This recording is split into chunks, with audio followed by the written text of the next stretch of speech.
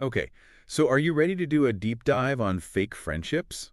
We got a bunch of your requests to cover this, and I gotta say, this is juicy. It really is. You sent in the really interesting videos for us to unpack, too. Yeah, and there's a lot to unpack, more than you might think. Right. Because, like, when you think fake friends, it seems kind of surface level. Yeah.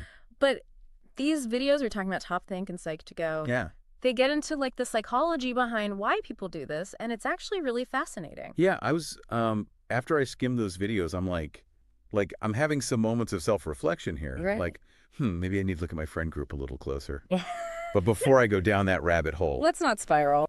let's not spiral. We're going to break it all down. We're going to give you the signs. We're going to tell you what to look for.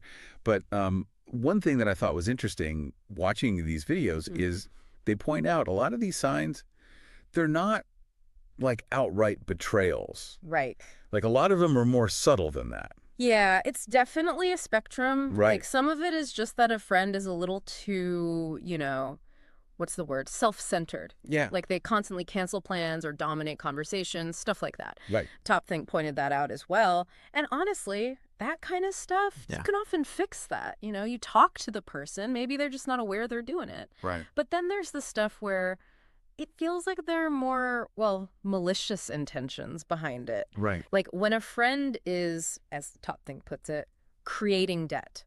They're doing things for you, but they're doing them in a way that makes you feel like you owe them. Oh. Yeah. Like it's all strategic or something. Totally. And Psych 2 Go, they had a great example about this. Like that friend who calls you up out of the blue and is all like, hey, it's been forever, but listen. Oh, my God. You just know a favor is coming. Yes. Yes. 100%. Right. Like you're about to get hit up for something. Exactly. Which honestly is such a bummer because it really highlights how transactional that relationship is. It is. It's not about that mutual support or genuine connection. It's like they're just trying to get something from you. Right. So it begs the question, like, why do people do this? That's the million-dollar question. Right? Like, are some people just like wired to be this manipulative? Well, it's rarely that straightforward. Yeah. But Psych 2 Go, they brought up a really interesting point. They said a lot of this behavior boils down to insecurity. Okay. Like some people, they feel the need to put others down to make themselves feel better. Right. So it's like if they're feeling bad about themselves, if they can make you feel small, then in comparison, they feel bigger. Exactly. Although Top Think had kind of a different take on it. Oh, interesting. They connected it to people feeling threatened by other people's happiness. Oh, wow.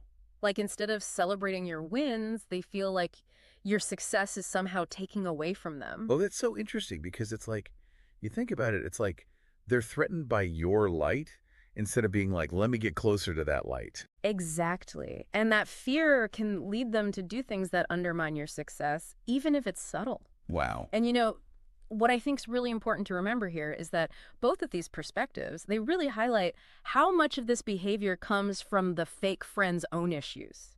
It's not really about you. Yeah. It's about them. It's so easy to internalize that, though, and take it really personally. It is, yeah. When really, their behavior might have nothing to do with us at all. It's true.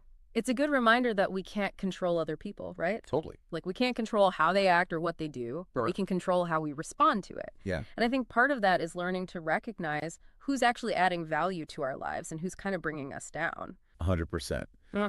And you know what? I think those YouTube videos, they did a good job of giving us some concrete examples of what that actually looks like. Yeah. Like, remember how Top Think was talking about how fake friends, they're always bailing on plans? Well, yeah, constantly canceling. Yes. Which, to me, that just says so much about how much they value your time, Right. Like, their time is more important than yours, obviously. Right. And it made me think about another thing that both videos touch on, which is, how do these relationships actually make you feel? Yeah, that's huge. When you're with this person, when you walk away from them, do you feel energized, supported, Yeah. or do you feel kind of drained and doubtful? Oh, my gosh. Yeah. Drained. I've known some people in my life. Seriously. Energy vampires. Yeah. Like, you leave the interaction feeling worse than when you started. It's like they suck the life right out of you. And Yeah. honestly, that is a major red flag because a true friend, a genuine connection, it should make you feel good Right. about yourself and about the relationship. It's like that Maya Angelou quote. Oh, what is it? People will forget what you said. People will forget what you did. I always mess this up. But people will never forget how you made them feel. That is so true. It really is. Because at the end of the day, it really is about that emotional impact. Yes. And speaking of feeling bad, we've got to talk about the backhanded compliments. Well, oh, yeah. Psych2Go nailed this, by the way. They had some examples that were so cringy, but I was like, I've heard that before. Oh, 100%. Like, what is that? Oh, you look surprisingly good today. Yeah. Or, wow, you're more capable than you look. Exactly. Like, what kind of compliment is that? It's almost like they're trying to disguise an insult as praise. Totally. And it's just, like, such a manipulative tactic. Yeah. But it just highlights how important it is to pay attention not just to what someone's saying, Yeah. but how they're saying it. Yeah. What's that underlying message, right? Totally. Like when your boss says, let's talk later. Oof, You're yeah. like, oh, no, what did I do? Right. But they technically didn't say anything bad. It's all about the subtext. Yeah. But it's interesting. We've been talking a lot about the negative, about what to watch out for. But I'm curious, like, what does a healthy, supportive friendship actually look and feel like? Because, it's one thing to spot the bad, Right. but we should also be able to recognize the good when it's right in front of us. Oh, for sure. For sure. Yeah. So, I mean, what do we got? What does that look like? Well, I think both videos, they touched on this in really interesting ways. Like, Top Think talked about how genuine friends, they celebrate your wins. Yeah. Like, they're happy for you, genuinely, even if they're dealing with their own stuff. Yeah. It's like they're not keeping score. Exactly. Like your success doesn't diminish their success. It's not a competition. Right, exactly. And then from a more, I guess, practical standpoint, Psych2Go really emphasizes, open communication, genuine interest in each other's lives, and that mutual support. Yeah. Like, you show up for each other in the good times and the bad. It's funny, though, because that all seems so basic, right? It does. Like communicate, be supportive, be respectful. Yeah. Like those are the ingredients to any good relationship. You'd think it'd be common sense. Right. But it's amazing to me how often those things are missing from, our closest connections.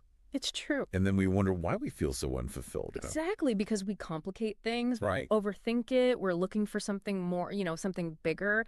But sometimes the answers are really simple. Right there in front of us. It's like we forget what normal's supposed to feel like. Right. And then we just kind of accept whatever we've got. Yeah, and that's why I think, having these conversations is so important. Because it does make you kind of stop and think, okay, wait, is this actually working for me? Like, am I happy with this? And if the answer is no, what do we do about it? Because I feel like that's the big question here, right? Yeah, like we've gone through all the science, we've talked about the psychology behind it all. Right. But what's the takeaway? Like if you're listening to this and you're like, oh my God, my friend group is like a highlight reel of all the red flags. Right, exactly. What do you do? Well, first of all, I think, knowledge is only powerful if we actually use it. For sure. So it has to start with like a little self-reflection. Yeah. Take stock of your friendships. Yeah. See, are they relatively balanced? Yeah. Do you feel respected, valued, supported? Like taking inventory. Right, exactly. Seeing what's in stock and what needs to go.